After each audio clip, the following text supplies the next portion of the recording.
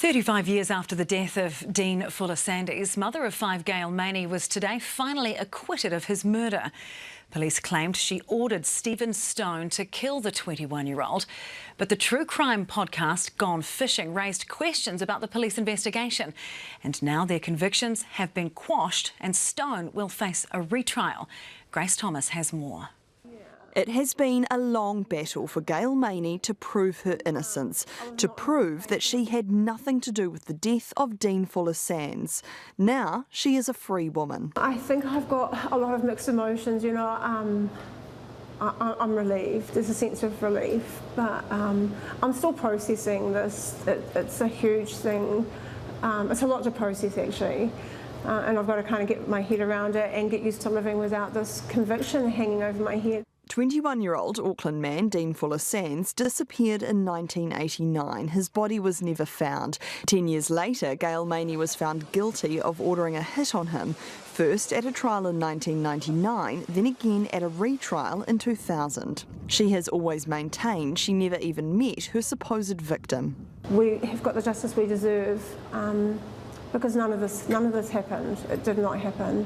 And we are all innocent, and that includes Stephen Stone, who is still in prison. The Crown case in 1999 was that Maney believed Fuller Sands had burgled her, and she had asked Stephen Stone to kill him. Police claimed Stone shot him in a garage in Henderson in front of several witnesses, including Maney's brother Colin and Mark Henriksen, who today were acquitted for being accessories after the crime. Stephen Stone was also convicted of the rape and murder of sex worker Leah Stevens in 1997, who was supposedly among those who witnessed the murder.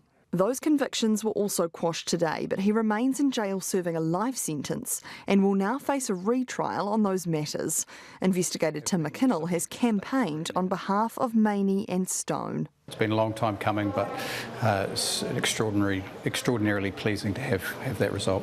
During the appeal in August, lawyers told the court that police coerced witnesses, and those witnesses lied frequently during the investigation, changing their story time and time again. The errors in this case were obvious from the outset. The justice system needs to get much better at remedying these miscarriages. Maney says the police officers that pursued convictions should be held accountable. I think it's terrible what they did. I've never wavered from the truth, which is that we are innocent and this didn't happen. There are many unanswered questions about the conduct of a small handful of police officers.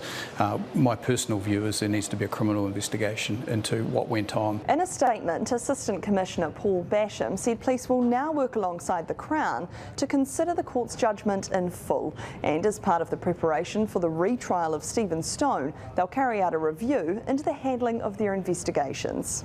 The next big question is not whether Gail Maney will be chasing compensation, but how much.